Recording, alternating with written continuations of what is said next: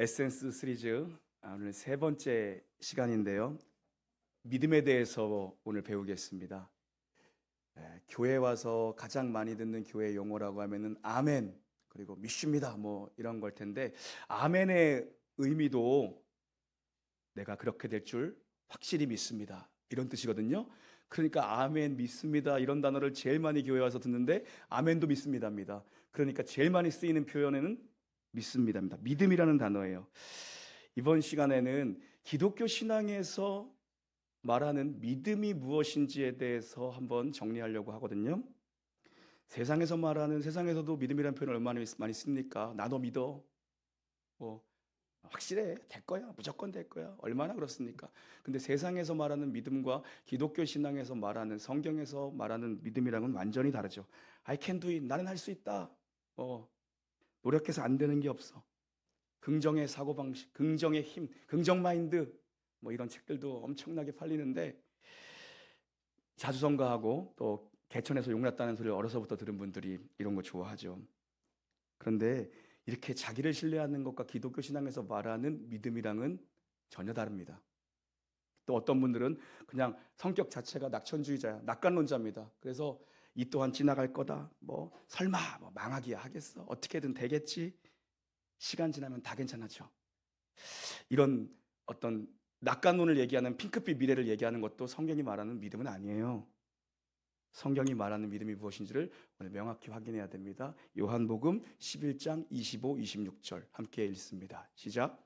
예수께서 이르시되 나는 부활이요 생명이니 나를 믿는 자는 죽어도 살겠고 무릇 살아서 나를 믿는 자는 영원히 죽지 아니하리니 이것을 내가 믿느냐. 아멘. 성경이 말하는 믿음의 첫 번째 정의며 본질적 정의는 뭐냐면, 우리가 믿는다고 할 때 그 믿음은 무엇이냐? 바로 구원을 얻는 믿음입니다. 믿음이라는 것은 예수 그리스도의 십자가와 예수 그리스도의 부활을 믿는 것, 그것이 성경이 말하는 믿음의 본질입니다. 이것을 구원을 얻는 믿음이라고 정의하고 싶어요. 누구나 교회 올 수 있지만 아무나 교인이 되는 건 아니에요. 생각해 보자고요. 서울대 캠퍼스 안에 있다고 해서 전부 다 서울대생이라는 법이 있어요? 아닐걸요?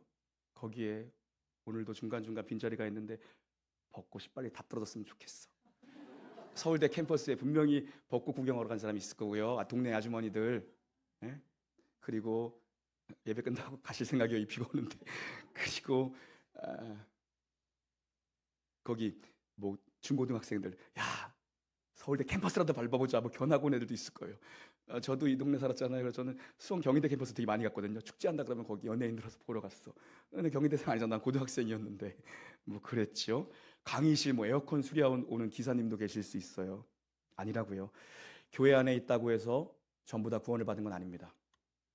구원 얻는 믿음이 있어야 됩니다. 성경에서 말하는 분명한 믿음이 있어야 구원을 얻는 건데요. 살아계신 하나님의 아들 예수 그리스도가 나의 죄를 위해 대신 십자가에서 나의 모든 죄값을 대신 치르셨다. 속량입니다. 리데미션, 속량하셨고 사흘 만에 부활하사 나에게 영생을 주셨다는 이 분명한 믿음이 있어야 구원을 얻는 겁니다. 함께한 모든, 이부 예배 함께한 모든 성도님들, 이 믿음이 여러분의 심령에 박히기를 주의 이름으로 축원합니다. 그러면 목사님, 그건 알겠는데 그럼 그 믿음은 어떻게 생기는 겁니까? 그 구원 얻는 믿음은 어떻게 얻는 겁니까? 씨앗이 있어야 됩니다. 씨가 있어야 나무가 되고 열매가 맺히는 것처럼 분명히 구원을 얻기 위해서는 씨앗이 심겨져야 됩니다. 그게 바로 하나님의 말씀, 성경입니다. 베드로전서 1장 23절입니다. 시작. 썩어질 씨로 된 것이 아니요 썩지 아니할 씨로 된 것이니 살아있고 항상 있는 하나님의 말씀으로 되었느니라. 아멘. 베드로 사도는 하나님의 말씀이 씨, 썩지 아니할 영생을 주는 씨라고 분명히 얘기하는데요. 우리가 거듭나고 영생을 얻을 수 있는 건, 다시 태어나는 것, 본어게인 할 수 있는 건 뭐냐면 오직 하나님의 말씀의 씨가 여러분의 심령 가운데 심겨질 때 가능한 일입니다. 다른 어떤 것으로도 가능하지 않습니다. 하나님의 말씀의 씨가 분명히 섬겨져야 돼요. 그래서 여러분, 좋은 교회는 어떤 교회냐면요, 말씀이 선명한 교회입니다. 복음이 명확하게 선포되고요, 명확하게 말씀이 들리는 교회입니다. 저는 여러분, 그래서 제가 설교를 10년 동안 변치 않고 설교를 준비할 때 상상하는 인물들은 누군지 아세요? 교회 안에 있는 남자들, 죄송합니다 여성분들, 남자들, 그리고 초신자들, 그리고 젊은 세대. 저의 타겟점은 남자들, 초신자들, 그리고 젊은 세대입니다. 남자들은 들려야 듣거든요. 여성분들은 들리지 않아도 아멘 그러거든요. 남자들은 들려야 듣거든요. 젊은이들은 들려야 듣거든요. 그래서 분명히 들리는 교회, 복음의 메시지가 분명히 선포되고 선명하게 들려야 돼요. 거기서 구원의 역사가 일어납니다. 로마서 10장 17절 시작. 그러므로 믿음은 들음에서 나며 들음은 그리스도의 말씀으로 말미암았느니라. 아멘. 믿음은 그 말씀을 들을 때 말씀의 씨가 내 안에 떨어지는 거예요. 심겨지는 거예요. 이 말씀이 들려오지 않으면 그러니까 믿음이 생길 수가 없고 구원 얻을 믿음을 가질 수가 없는 겁니다. 그래서 교회는 듣든지 듣지 아니하든지 계속해서 말씀의 씨를 뿌리는 것이 교회예요. 그래서 저는 우리가 1년에 2번씩 교육자 수련을 1년에 딱 전반기 하반기에 가거든요. 그때 제가 꼭 광고하잖아요. 새벽마다 교육자들 섬길 분들, 식사로 섬길 분들, 뭐 커피로 섬길 분들 좀 특별히 헌금해 주셔서 섬겨 주십시오 하거든요. 2번 가는데 한 번은 그냥 무작정 놉니다. 1년에 딱 한 번 소고기 먹는 날 그냥 무조건 먹고 놉니다. 그리고 또 한 번은 공부를 하는데 그때 우리 설교 클리닉을 해요. 그때마다 한 번은 먹이고 한 번은 갑질하는 거죠. 그때마다 제가 변함없이 하는 말은 뭐냐면 직구를 던져라. 직구를 던져라. 군더더기를 더 제거하고 예화를 빼고 기교를 빼고 직구를 던져라. 우리에게 필요한 건 제구력이다. 스트라이크를 던지는 훈련을 해야 된다. 십자가 복음과 십자가와 부활이라는 이 복음에 명중할 수 있는 제구력을 키워야 된다. 구원은 사람의 말이 아니라 사람의 언변이 아니라 사람의 스킬이 아니라 사람의 기술 가지고 스피치 기술 가지고 구원이 일어나는 것이 아니다. 투박하더라도 순전한 오리지널 가스펠, 오리지널 복음이 선포될 때 하나님이 그걸 통해 일한다라는 그 분명한 마음이 그 중심이 설교자에게 있어야 된다. 성도들이 지루해서 잠을 잔다 할지라도 구원의 복음을 정확히 명중하는 훈련을 해야 된다. 그렇게 가지거든요. 여러분, 왜냐하면요, 이 말씀이 씨앗이 지금도 뿌려주고 있는데 여기에서 믿어지는 건 사람이 하는 게 아닙니다. 제가 아무리 달변가라 할지라도 그 일을 제가 할 수 있는 게 아니에요. 누가 하시는가? 인간의 노력이나 인간의 이성과 인간의 합리성을 가지고 일할 수 없습니다. 기법을 가지고 되는 게 아니에요. 말씀이 내 안에서 부화되는 과정이 필요합니다. 인큐베이팅 되는 과정이 필요해요. 성령의 역사입니다. 말씀이 능력이 되게 하는 건 사람이 하는 것이 아니라 성령님이 하시는 거거든요. 어렸을 때부터 그 닭들 부화하는 거를 그 재미삼아 하면서 그러니까는 20여일을 품고 있는데 안 움직여요. 안 움직입니다. 그게 인큐베이팅이에요. 우리 안에 지금 떨어진 이 씨앗을 부화시키는 분이 성령님입니다. 고린도전서 3장 6절에 있습니다. 시작. 나는 심었고 아볼로는 물을 주었을 때 오직 하나님께서 자라나게 하셨나니. 아멘. 말씀이 내 안에 들어오는 순간 열매를 맺는 경우가 있고요. 싹이 트는 경우가 있고요. 이게 십수년, 수십 년, 평생에 걸쳐서 진행되는 사람도 있습니다. 때와 시간은 다 다릅니다. 사도 바울도 급진적으로 하나님을 만나 회심한 급진적 회심의 경험자가 사도 바울입니다. 사울아 사울아 어찌하여 네가 나를 핍박하는 이 한마디에 거기서 엎어진 게 사울이에요. 근데 디모데는요, 어려서부터 로이스와 유니게, 할머니야 외할머니야 어머니로부터 젖을 물리면서부터 들었던 말씀이 누구를 만나서 꽃을 펴요? 사도 바울을 만나서 확 꼽히는 케이스입니다. 점진적 회심의 케이스죠. 다 다릅니다. 그래서 남편분들 대부분 가정의 평화를 위해서 지금 앉아 계시는데 졸더라도 교회 와서 주무시면 언젠가 이게 성령의 터치가 있어요. 왜 남자들이 아멘 안 하고 여자들이 아멘을 하는 거야? 이게 성령의 가랑비에 옷 젖듯이 성령의 터치가 있는데요. 이전에 졸면서 듣던 말씀, 이전에 아리까리하던 말씀, 이전에 의심했던 말씀이 성령께서 어느 때와 시기가 되면 확 붙잡게 하는 시즌이 있어요. 그게 있다고요. 암탉이 알을 품듯이 계속해서 품게 하십니다. 일단 복음의 씨는 뿌려진 거예요. 모든 사람의 마음밭에. 그런데 오래도록 우리의 외적 환경, 내적 환경, 사람과 사건, 어떤 일을 계기로 해서 결정적인 순간에 말씀을 탁 불들도록 하는데 이게 뭐냐면 하나님이 작업하신 거예요. 하나님이 꾸준히 평생에 걸쳐서 작업을 하신 건데 뭐냐면 뿌려진 믿음이 싹이 트고 이제 자라나서 열매가 되도록 하나님이 오랜 시간 작업합니다. 그게 빨리 되는 사람도 있고 늦게 되는 사람도 있어요. 근데 하나님의 작업에 내가 설득당한 겁니다. 항복한 거예요. 내가 틀리고 당신이 옳으십니다, 주님. 이 고백이 되는 거거든요. 그래서 한 송이 국화꽃을 피우기 위해 소쩍새는 그렇게 울었나 보다. 이것처럼요. 한 사람의 인생에 이 아름답게 꽃을 피우기 위해서 하나님이 여러 사람들을 통해서 그 사람에게 복음이 들려주고 그 사람이 믿음을 가질 수 있고 그 사람이 교회에 올 수 있도록 계속해서 중보자와 도움의 손길들을 붙이시고 배후에서는 하나님이 계속해서 모든 역사와 사건을 만들고 계셨어요. 그렇게 주님을 만나는 거예요. 그렇게 주님을. 그러니까 나를 하나 꽃 피우기, 나를 생명의 꽃을 이렇게 피우기 위해서 하나님이 하신 일은 뭐냐 하면 영적 자원을 총동했어요. 나 하나 때문에. 그게 하나님이 나를 향해 가지신 마음이고 하나님의 사랑입니다. 총동원한 겁니다. 우리는 모르죠. 때로는 나 때문에 내 주변의 인물들이 고생하기도 합니다. 요나 한 사람을 정신 차리게 하기 위해서 풍랑을 일으키잖아요. 배에 있는 모든 사람들을 죽음의 사지로 몰아놓습니다. 요나 한 사람 정신 차리게 하기 위해서, 하나님한테 부르짖게 하기 위해서 그런 거예요. 그래서 우리 교회 와서 남자분들 중에 그러니까 제가 타겟을 잘 잡은 거잖아요. 남자 초신자 그리고 젊은이들. 남자분들 중에 우리 교회 와서 믿음이 생겼다는 분들이 꽤 계십니다. 이전에는 교회 가서 그냥 주무시기만 했대. 근데 말씀이 들린대. 그러면은 제가 잘난 척하고 싶은데 제 공로가 아니에요. 이건 뭐냐면 지난 수십 년 동안 누군가의 기도가 있었고 하나님이 모든 환경들을 버무려서 이제 와서 탁 싹 틔울 수 있도록 그냥 탁 만든 거예요. 딱 만든 거예요. 정말 그런 거예요. 구원의 열매가 그렇게 맺어지는 겁니다. 오랜 시간이 걸쳐. 오랜 시간. 그리고 이렇게 구원을 받는 거예요. 이게 구원을 얻는 믿음입니다. 예수 그리스도의 십자가와 부활이 내 마음속에 확 들어오는 순간 이게 구원을 받는 거예요. 근데 중요한 거는 그렇게 구원을 받으면 이제부터 믿음이 자라나야 되거든요. 그런데 믿음이 성장하지 않는 사람들이 교회 내에 너무 많습니다. 그래서 늘 과거 얘기만 하는 거예요. 내가 이전에 어느 교회에서 내가 제자 훈련을 3단계까지 다 했어. 다 성장반까지 다 마쳤어. 그래서 질문하고 싶어요. 그래서 당신의 지금의 모습은 어떻습니까? 나 예전에 어느 교리교육을 기초 교리교육이 아니라 칼빈의 기독교 강요까지 다 배우고 왔어. 그거랑 당신의 지금 삶이랑 무슨 상관이냐고 난 물어보고 싶어요. 여러분, 나 과거에 어떤 분은 나 기도 훈련 다 받았어. 나 영적 기도 3시간씩 하는 3시간 돌파 훈련 받았어. 여러분 이거 비밀인데 내 몇 명한테만 얘기한 건데 이제 끝났으니까 얘기할 수 있어요. 우리 교회에서 내가 안수 집사님들 몇 명한테 얘기한 건데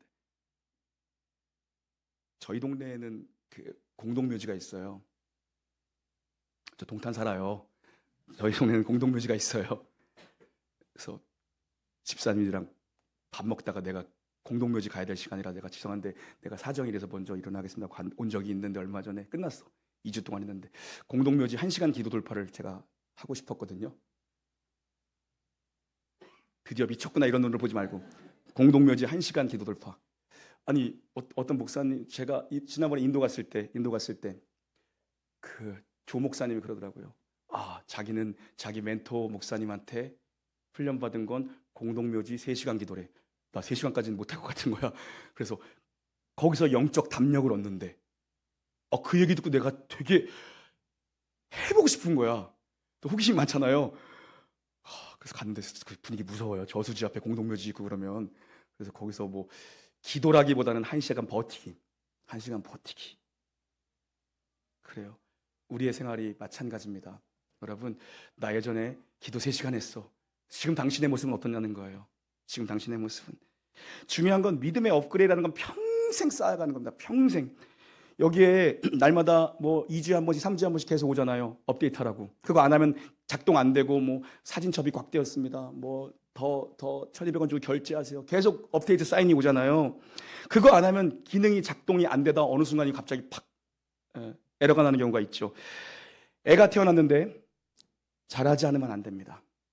균형 있게 건강하게 자라야 돼요. 계속 뭐 머리만 커지면 안 되는 거예요. 계속 균형 있게 자라야 돼요. 이게 성장하는 믿음이에요. 성장하는 믿음. 이 믿음 성장을 위해서 필요한 게 첫 번째는 하나님의 성품대로 믿어야 됩니다. 한번 따라 할까요? 하나님의 성품대로 믿음. 시작. 자기 감정, 자기 컨디션, 자기 기분, 자기 욕심대로 믿으면 그거 믿음 아닙니다. 하나님의 성품과 위배되는 것을 추구하면서 믿음이라고 우기면 안 돼요. 하나님의 성품대로 믿음이 자라야 돼요.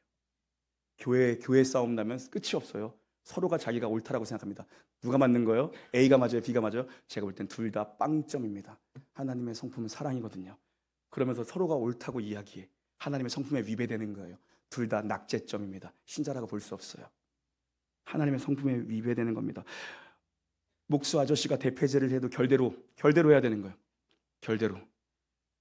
이런 거죠. 예를 들어 고등학교 3학년 수험생이 목표가 인서울 하는 거예요. 서울대로 갈까요? 서울대 얘기했으니까 서울대 가는 거예요.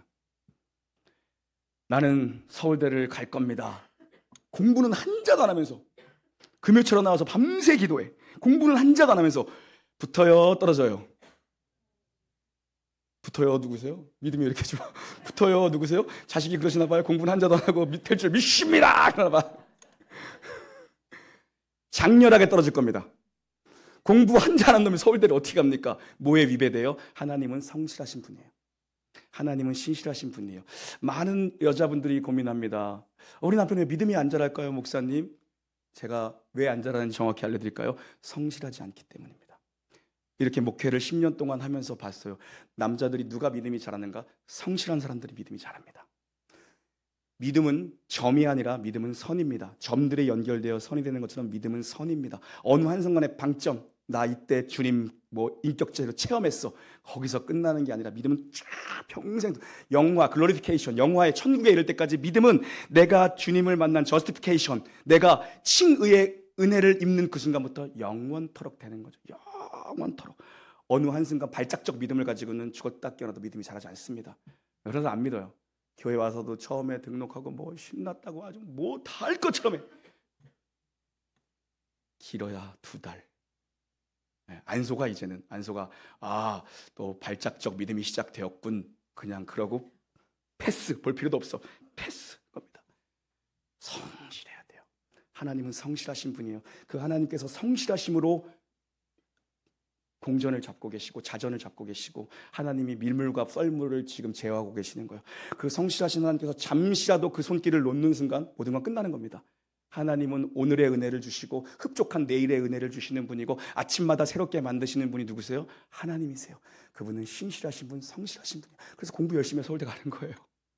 여러분, 하나님의 성품대로 믿어야 믿음이 자랍니다. 하나님이 우리처럼 감정 좋을 때는 막 이랬다가 또 안 좋을 때는 이랬다면요, 우리 중에 살놈 하나도 없습니다. 저것 봐라, 죄 짓네, 너 지옥 던져버리는 거예요. 성실하신 하나님. 두 번째 믿음 성장을 위해서는 하나님의 약속대로 믿어야 됩니다. 함께 따라하겠습니다. 하나님의 약속대로 믿음. 시작. 하나님의 약속대로 믿는 거예요. 성경은 약속의 책입니다. 이 말씀은 약속의 책이에요. 하나님을 믿는다라는 건 성경에 기록된 하나님의 약속을 믿는 겁니다. 하나님의 약속이 반드시 이루어질 걸 믿는 건데요. 약속의 말씀이 없는데도 내 뜻과 내 욕심과 내 고집으로 일을 하려는 것은 하나님을 믿는 게 아니라 자기를 믿는 겁니다. 잘못된 믿음이죠. 우리가 앞에서 앞달락에 살려봤던 구원 얻는 믿음을 가진 사람은 그 구원 얻는 믿음, 칭의의 은혜를 얻는 순간 이제 우리는 하나님과 동기화가 되는 겁니다. 하나님과 동기화가 되는 거예요. 우리는 하늘의 능력을 다운로드할 수 있는 사람이 된 거예요. 우리는 성령의 능력으로 비상할 사람이 된 건데, 여기 제가 아이폰과 이 아이패드가 동기화됩니다. 집에 있는 제 PC까지 3개가 동기화됩니다. 여기서 사진 찍으면 3군데 동시에 다가 있습니다. 여기서 음성 녹음을 하면 3군데 가 있고, 길 가다가 이거 설교 시간에 써야겠다 막 탁 치면은 다가 있습니다. 동기화입니다. 주님 내 안에, 내가 주 안에. 그 주님이 내 안에 계시기 때문에 주님의 말씀이 이제 나에게 살아있는 역사하는 말씀, 능력의 문자가 아니라 심령 골수를 쪼개고 내게 능력이 되는 말씀이 되는 거거든요. 그래서 이 말씀이 반드시 내게 이루어진다는 인식을 가지고 살아야 될 줄 믿습니다, 여러분. 말씀은 실제고 말씀은 능력입니다. 말씀이 내 안에 성취되는 걸 여러분 반드시 보게 되기를 주의 이름으로 축원합니다. 그래서 한번 말씀에 밑줄 치고 이 말씀이 이루어지나 안 이루어지나 한번 여러분 삶에 도전해 보십시오. 저도 그렇거든요. 쉬운 예로 송구영 신임회 때 뽑은 말씀 있잖아요. 이 말씀이 나의 삶에 이루어지나 안 이루어지나 그냥 붙잡고 기도하는 거예요. 하나님 반드시 이룰 줄 믿고 언젠가 이루실 줄 믿고 하나님의 뜻이라면 역사해 주시고 내게 주신 말씀이란 이루어 주십시오.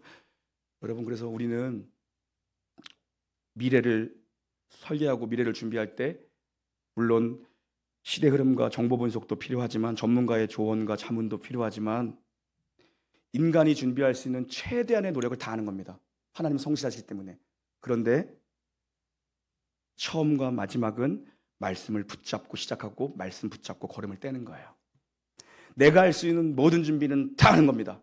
공부 하나도 안 하고 서울대 가게 해 주십시오. 이게 아니라 내가 죽어라 공부하고 서울대 가게 해 주십시오. 기도하는 것과 마찬가지인 거예요. 그리고 처음과 마지막은 서울대 가는 게 하나님의 뜻이라면 가겠습니다. 붙여주십시오. 믿음으로 기도하는 거거든요. 최종 승인은 하나님이 내시는 거예요. 하나님이 내시는 거예요. 영적인 체험이라는 건 언제나 주관적인 진리의 말씀에 지지가 있어야 돼요. 저도 중요한 시즌마다 항상 하나님이 영적인 체험을 경험하게 하셨어요. 교회 처음 개척할 때, 그리고 더 거슬러 올라가면은 목사가 되겠다고 했을 때, 그리고 교회 개척할 때, 벌써 9년 넘은 거잖아요. 그리고 제가 최근에 지난주에 꿈을 꿨는데, 처음에 목사가 되겠다라고 했을 때 주님께서 주신 그 영적인 체험은 꿈이 아니었어요. 기도원에서 기도하던 가운데 그때 하나님의 음성이 들렸거든요. 또 이단으로 몰아가라. 또 신고해라 어디다. 저 사람이 드디어 이상해졌습니다. 저는 누구보다 이성적인 사람이고 누구보다 논리적이지 않은 걸 못 견뎌하는 사람이거든요. 근데 하나님이 저를 그렇게 만나 주셨어요.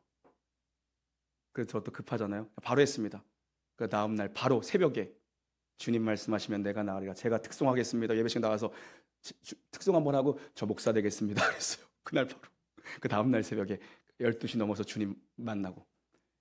그리고 이제 교회를 개척하기 전에는 제 백석대학교 천안에 있는 그 원룸에 있었거든요. 거기서 낮잠을 자다가 꿈을 꿨어요. 그때는 교회 개척할 마음이 없었어요. 근데 꿈을 보여주셨어요. 그리고 제가 최근에 꿈을 꿨는데 듣고 그냥 한 귀로 듣고 한 귀로 흘려버리세요. 주관적 체험이라는 건 그런 겁니다. 나는 목사니까 얘기하는 거지 자기의 주관적 체험을 그냥 흘려버리는 거예요. 꿈을 꿨는데 꿈에서 제가 너무 신묘막측한 꿈이라 여러분에게 얘기하는 거예요. 꿈을 꿨는데 꿈에서 어떤 목사님이 저한테 안수기도를 했어요. 그것도 그냥 툭 치고 지나갔어요. 근데 제가 거기서 천국을 걸었어요. 이런 분위기일 줄 알았어. 여러분들의 표정과 여러분들의 그런 또 뻥치고 있네 그런 눈길. 듣고 흘려버리세요. 지금 얘기하고 싶은 건 이게 요가 아니니까. 객관적 진리 말 성경이 지지하지 않는 주관적 체험은 중요하지 않다는 게 요니까. 하늘을 걷는 거야. 너무 평안한 가운데 하늘을 걷고서 이 꿈에서 깨기가 싫은 거야. 너무 평안하게 내가 정말 사도 바울이 말했던 3층 천이 이런 거 거기를 걷는 거야. 깨기 싫었는데 너무 그 달콤한 꿈에서 깼어요. 그리고 제가 바로 새벽에 그 목사님한테 카톡 보냈어요. 목사님 만나고 싶습니다. 저를 만나 주십시오. 시간 내주십시오. 급합니다. 그러니까는 바로 카톡 왔더라고. 금요일 날 1시 반까지 2시까지 교회로 오세요. 그래서 저는 머리띠 밀었어. 기도해 주세요. 기도했는데 성령의 기름 부으심이 있더라고요. 성령의 기름 부으심이 있어. 근데 그 목사님 날 보자마자 하는 말씀이, 의자에 앉자마자 하는 말씀이 있으면 하나님 주신 마음이 있으면 그냥 하면 됩니다. 우리 아무 얘기도 안 했어. 카톡 그게 다야. 몇 시까지 오세요? 감사합니다. 하나님 주신 마음이 있으면 목사님 그대로 하면 됩니다. 그리고 기도해 주시더라고. 저는 너무 평안함을 느꼈거든요. 그런데 중요한 건 여러분, 이런 영적 체험을 중시하는 분들이 교회 내에 계시는데 영적 체험은 여러분의 주관적인 것으로 가지고 계세요. 누구한테 말할 필요도 없어요. 그래서 지는 말하고 있네. 나는 설교의 다이나믹을 위해서 얘기하는 거고 여러분, 중요한 건 하나님의 말씀이 나의 영적 체험을 지지하는가? 하나님의 말씀이 나를 드라이브하고 있는가? 여러분, 그걸로 확인하는 것인지 그 어떤 영적 체험도 그냥 자기의 주관적 체험일 뿐이라고요. 그래서 정말 중요한 건 뭐냐면 하나님의 약속의 말씀이 있으면 어떤 길도 가는 거예요.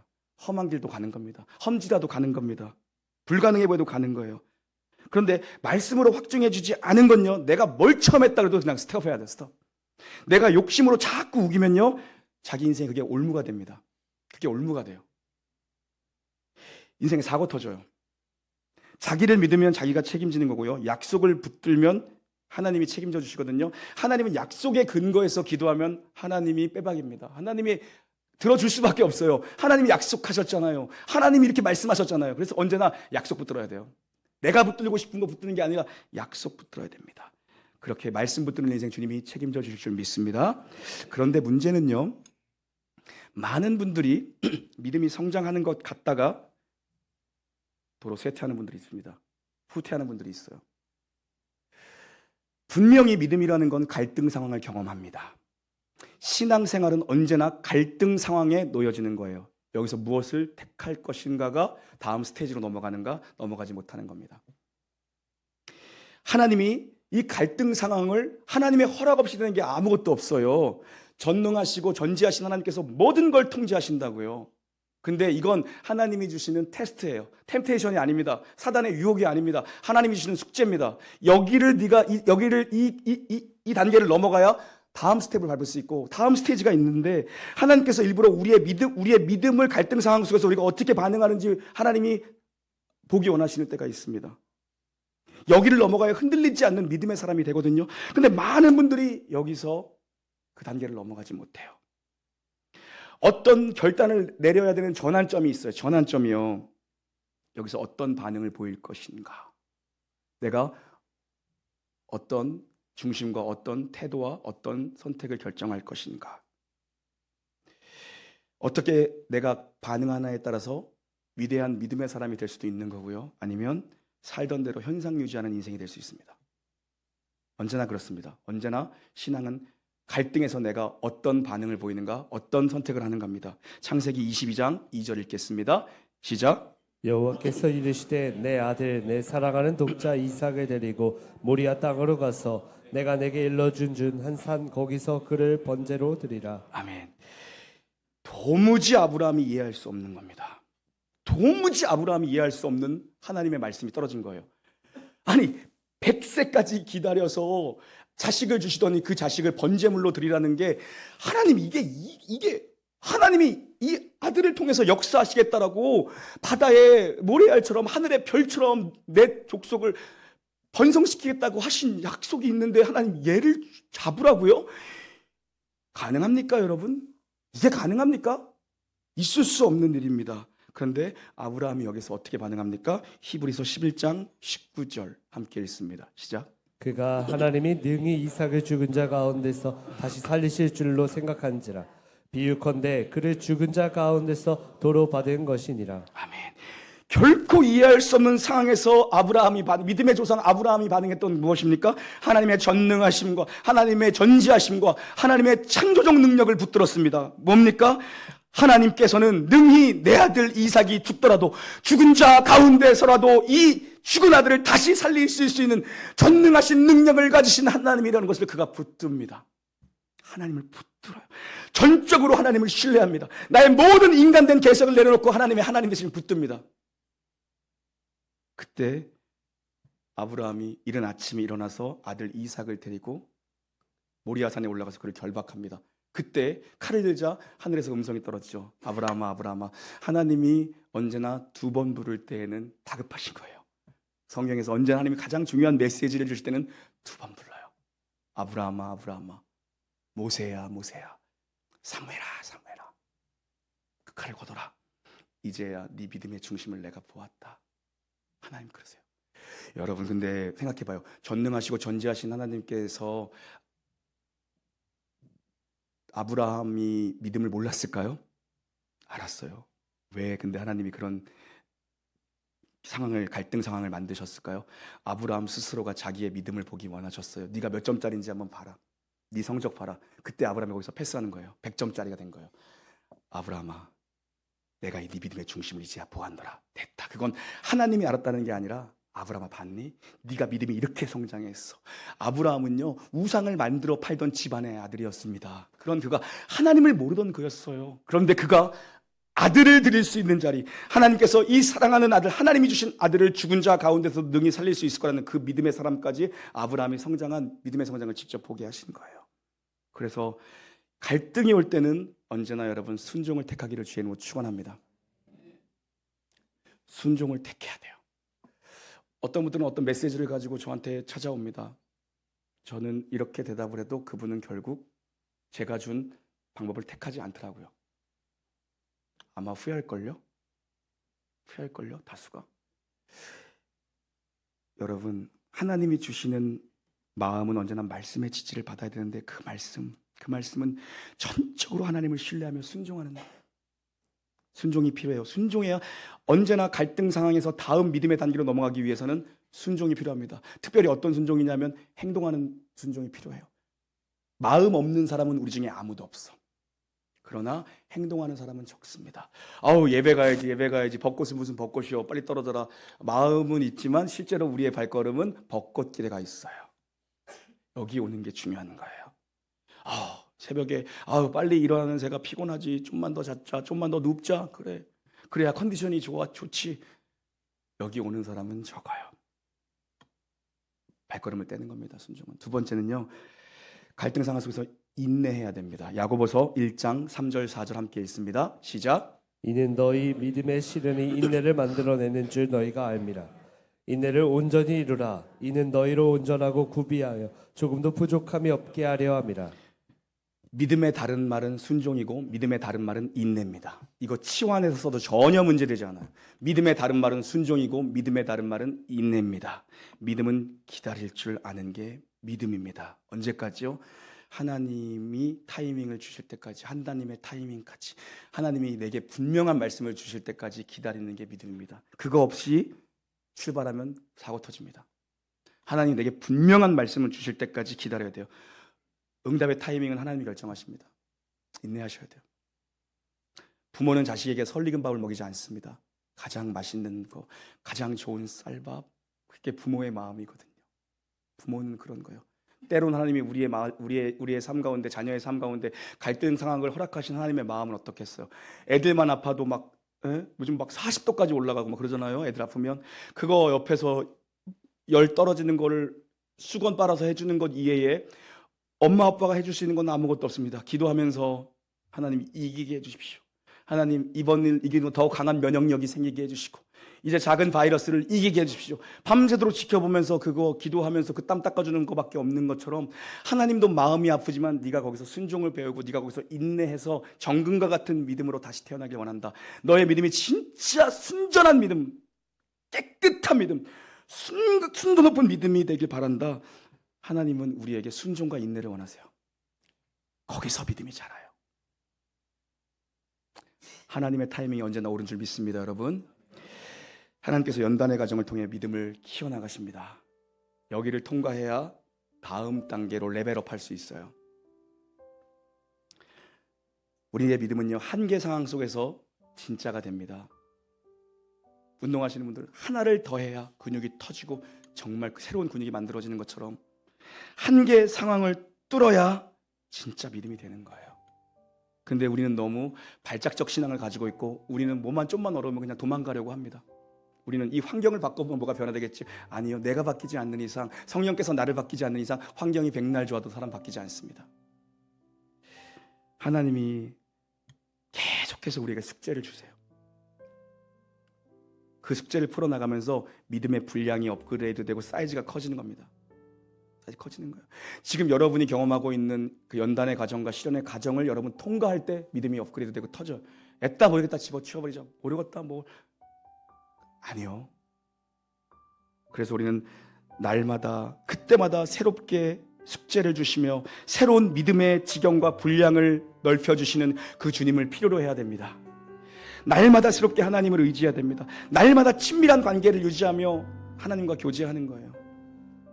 하나님 그렇게 자신을 찾는 자들을 기뻐하시고 그런 자들에게 믿음을 주시고 믿음으로 믿음의 선한 싸움을 완주하는 자에게 하나님은 상을 주시는 분입니다. 히브리서 11장 6절 읽고 마칩니다. 시작. 믿음이 없이는 하나님을 기쁘시게 하지 못하나니 하나님께 나아가는 자는 반드시 그가 계신 것과 또한 그가 자기를 찾는 자들에게 상 주시는 이심을 믿어야 할지니라. 아멘. 우리 큰 목소리로 다시 한번 읽겠습니다. 시작. 믿음이 없이는 하나님을 기쁘시게 하지 못하나니 하나님께 나아가는 자는 반드시 그가 계신 것과 또한 그가 자기를 찾는 자들에게 상 주시는 이심을 믿어야 할지니라. 아멘. 네. 우리 두 눈을 한번 감아보시고 오른손 혹은 왼손을 가슴에 살포시 올려주십시오. 저를 따라 기도합니다. 믿음으로 살기 원하시는 하나님 아버지, 저의 믿음 없음을 불쌍히 여겨주십시오. 제가 믿음의 선물을 갈망합니다. 믿음 없는 자처럼 살지 않게 해주십시오. 제가 애매하게 믿고 싶지 않습니다. 확실한 믿음에 거하게 하여 주시옵소서. 저에게 믿음을 더하사 주님의 기쁨 되게 하여 주시옵소서. 의심의 구름이 걷히고 하나님 말씀을 그대로 믿도록 은혜를 주시옵소서.